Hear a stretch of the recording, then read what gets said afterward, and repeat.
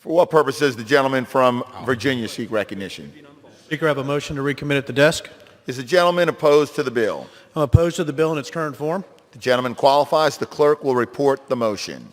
Mr. Riggleman of Virginia moves to recommit the bill H.R. 6800 to the Committee on Ways and Means with instructions to report the same back to the House forthwith with the following amendment. In Subtitle A of Title I of Division B, strike Section 20102. Pursuant to the rule, the gentleman from Virginia is recognized for 5 minutes in support of his motion. Mr. Speaker, I offer this motion to recommit because Americans across this country are watching the steps we take in Congress. Millions of Americans need our help, and unfortunately, millions more will lose their jobs if we consider partisan wish list legislation that has no chance of becoming law. Our nation continues to battle the COVID-19 pandemic, and the strength and ingenuity of the American spirit has shown forth. We in this chamber came together to pass the CARES Act, a bipartisan aid package in March of this year. In times of crisis, Americans should come together. But that togetherness has waned and the bipartisanship has vanished. Masked in darkness and socially distanced from any review or debate, this bill is filled to the brim with progressive agenda items. Hidden amongst these poison pills is a provision that will change the ID requirement for the CARES Act rebate checks from Social Security number to taxpayer identification number. This switch will allow illegal immigrants and non-citizens to get checks they aren't eligible for. I didn't think that a global pandemic meant it was time to stop helping American citizens who are desperate for assistance. Now, more than ever, we need to make sure these rebate checks go to Americans who need it. This motion to recommit shouldn't be controversial. Unauthorized immigrants are not eligible for most federal benefits, including SNAP, TANF, and most housing assistance programs. They weren't even eligible to receive this money in the first CARES Act.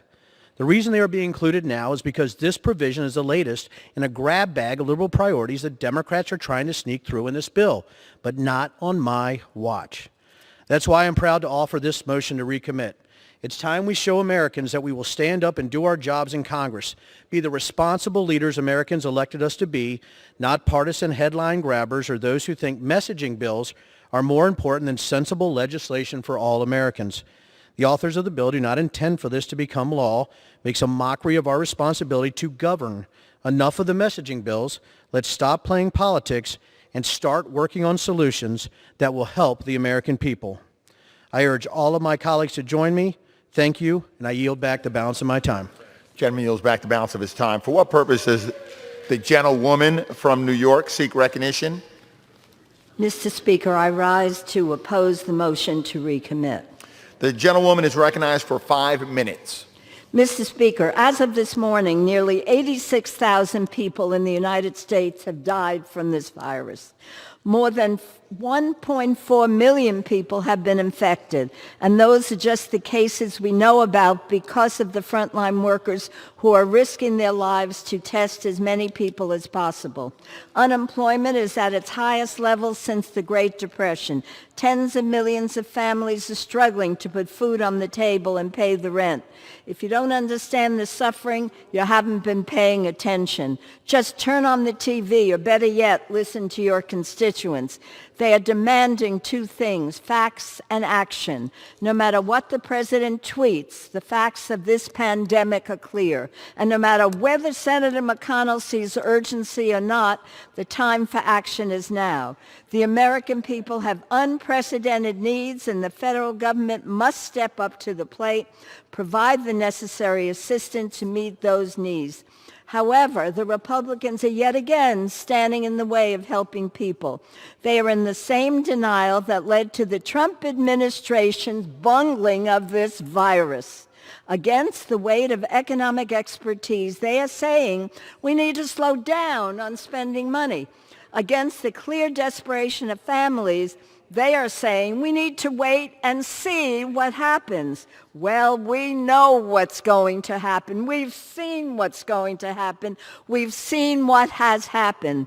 There will be more cases tomorrow, more deaths this weekend, more economic hardship next week. But instead of worrying about these concerns, the only thing Republicans can offer is regurgitated talking points about immigration.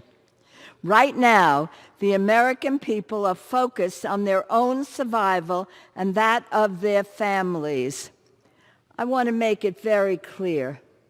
COVID-19 does not discriminate or differentiate on immigration status. Our country doesn't have time for Republicans to relitigate the culture wars, regardless of background or country of origin. We need action today.